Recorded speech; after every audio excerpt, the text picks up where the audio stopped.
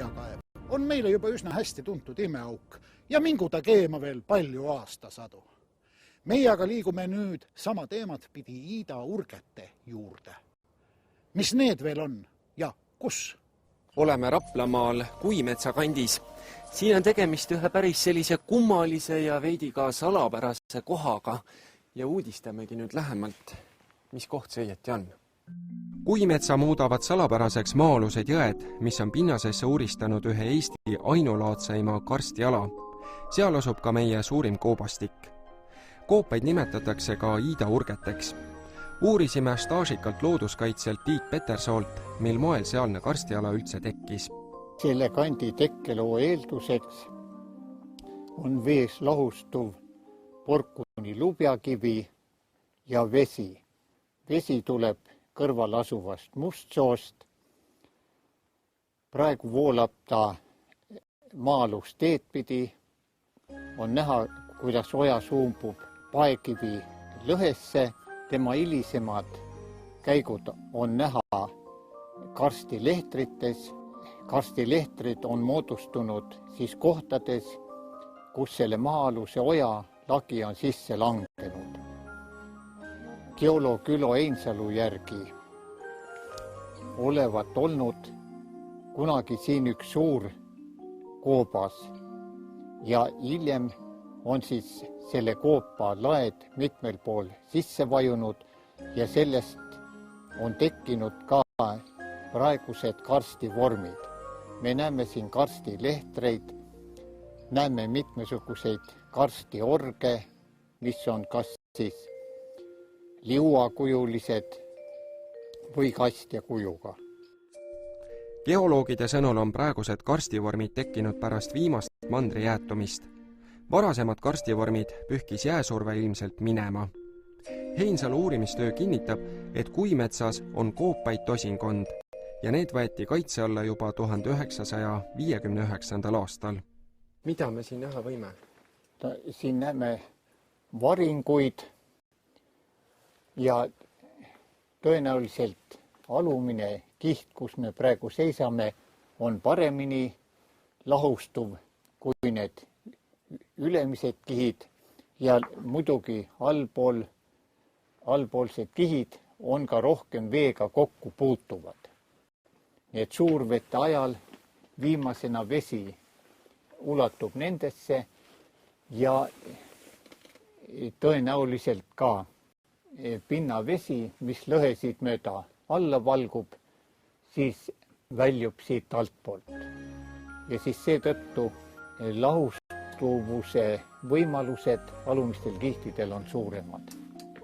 Ja nüüd alt õõnestatakse ja siis ülemised kihid raskuse mõjul vajuvad alla.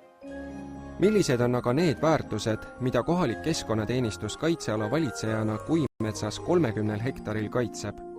Üks osa on nüüd kindlasti niidud. Siin ka tähendasime puiskarjamaid, kus loomi karjatatakse.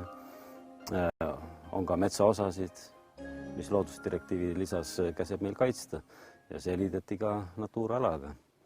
Ja temast on nüüd saanud maastikukaitseala ja küllaltki tähelepanu väärne ikkagi. Sellist unikaalseid objekte Eestis on suhteliselt vähe ikkagi.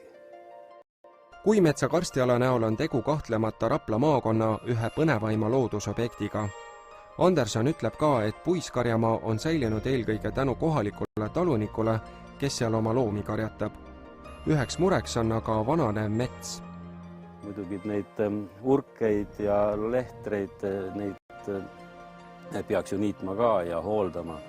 Aga kahjuks on see olemasolev mets nii palju juba vanaks kasvanud, et tema lihtsalt tahab uut põlvkonda välja vahetada. Et kui praegu näeme, et tema on lihtsalt võsastunud ala, siis sellest samast võsastunud alast tulekski välja valida tulevikupuud, millest hakkaks uus mets kasvama. Et see vana mets hakkab oma järge üle andma noorele. See on ka üks tähtis töö, et uut metsa välja kasvatada. Kui tegu on juba niivõrd eripärase kohaga, siis on Kuimetsa kant rikas ka pärimuse poolest. Väga suur oli aga liivlaste röövsaak, kes harjulaste maa-alused koopad, kuhu need olid harjunud alati pelgu minema, sisse piirates ning tehes suitsu ja tuld koobaste suus, suitsutades öösel ja päeval, lämmatasid kõik, nii mehed kui naised, ja ühtesid juba hinge vaakuvatena, teisi poolsurnutena, teisi surnutena koobastest välja tirides, tapsid nad need ja viisid teised vangi ja võtsid kogu nende vara ja raha ja riided ja palju saaki. Aga lämbunuid mõlemast soost oli kõigist koobastest ligi 1000 inimhinge. Nõnda kirjutab siis Henrik oma Liivimaa kroonikas. Kuivõrd tõenäoline nüüd on, et tegemist on nende koobastega siin Kuimetsas?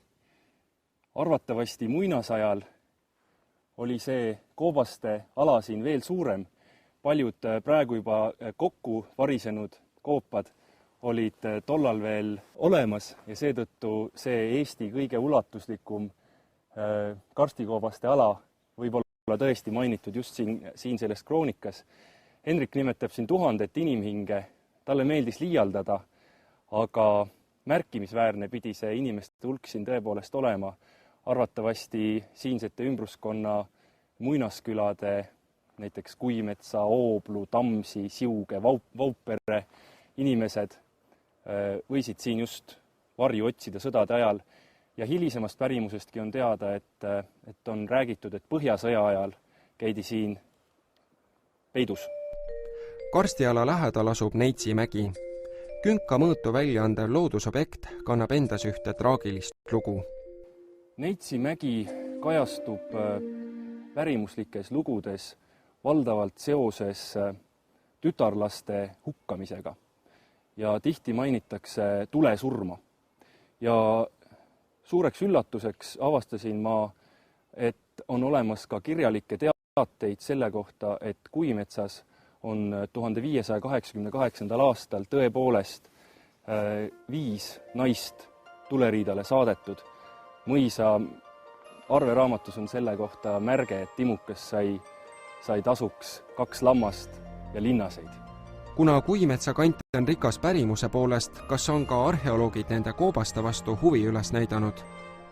Siin konkreetselt kaevatud ei ole, aga samas on üsna tõenäoline, et need koopad endas inimtegevuse jälgi peidavad, sest et ka näiteks Russovi kroonikast on võimalik välja lugeda, et siinsed talupojad on oma varandust vast just nendesse koobastesse peitnud, sest 1574. aastal nimetab kroonik, et kui Saksa mõisamehed siin rüüstamas käivad, siis nad kaevavad lahti talupoegade maa-alused koopad, kus siis oli varandus. Nii et arvatavasti võiks see paik pakkuda ka arheoloogilist huvi. Kuna huvitavad karstialad, Nabala, seal Ageri, Kohila, Kuimetsa, siis muidugi Tuhala, eeskätt nõiakaevuga, et need oleks siis nagu üheks piirkonnaks hõlmatud. Kuigi nad karstipiirkonnana on praegugi juba moodustavad terviku. Kuna maa-alused jõed on kogu piirkonda siduvaks nabanööriks, siis pole ette teada, milliseid tagajärgi võiks paikkonna veerežiimile tuua Nabalasse plaanitavad kaevandused. Seepärast on looduskaitsetel plaan kuulutada Kohila karstipiirkond geopargiks.